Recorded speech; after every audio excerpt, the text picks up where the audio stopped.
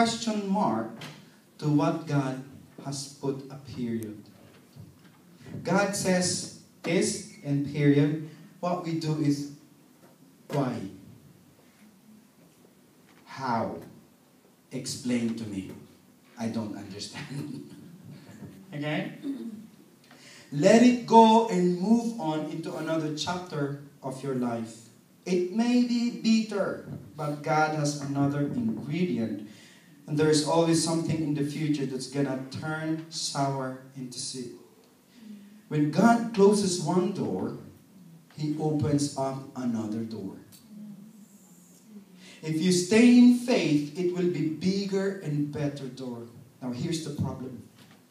If you don't have courage to take a step of faith, God will give us a push to get us out of our comfort zone. Because our comfort zone is actually comfortable. Eh? Wherever you are right now, it's comfortable. When you are drowning with your tears and sweat and whatever, okay, that is your comfort. This bitter water could be a blessing in disguise. Though you may have lost that job, okay, but it could be good to stretch you to the next level.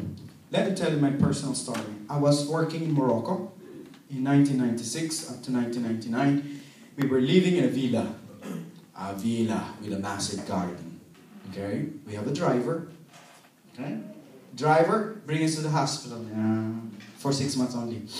Okay, and we go to the souk, to the Medina. We buy gold. You know, we enjoy life. We enjoyed life in Morocco, even though they're a bit smelly. But okay, we thought that was our comfort zone. And then the king of Morocco died in 1999. We lost our job. Imagine that. You were comfortable. We're living in a comfortable villa. We have a driver. Okay, we are okay. Money is all right. Not a big deal, you know. It's all right. But at that time, we were only earning $1,000, you know, per month. And the king of Morocco died. They started sending us home. We didn't realize that we were actually on standby for the king of Morocco. So that whatever happens to him, we the Filipinos, a small, about 9 people of us, will look after the king when he is admitted in the cardiovascular unit where we were working at that time. But we lost him. He died. And then we were sent home. December 1999, we were flying home. No job. I only have a few hundreds in my pocket. I have nothing, okay, to move forward to. And then December home, you know, that was my first Christmas ever in the Philippines since 1996 when I left up to the present. Enjoyed my life. Climbed mountains. Spent the money that I have until another door opens. And you know where that door went to? Ireland, obviously. Ba? And here I am. I've lost that job. But God has given me more opportunity. God has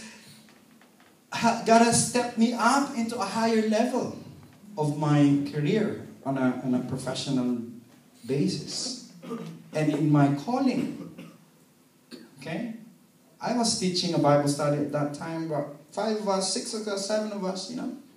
But now, look at you guys, you know, I have 30 that I'm teaching right now. Do you understand? Okay? And I'm teaching even more. Alright? So, it is not good that you came back with a bad report about your...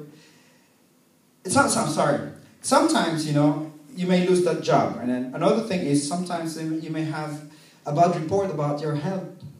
Okay? You may have your, my cholesterol is high, my blood pressure is high, my sodium is high, everything is high, nothing is normal.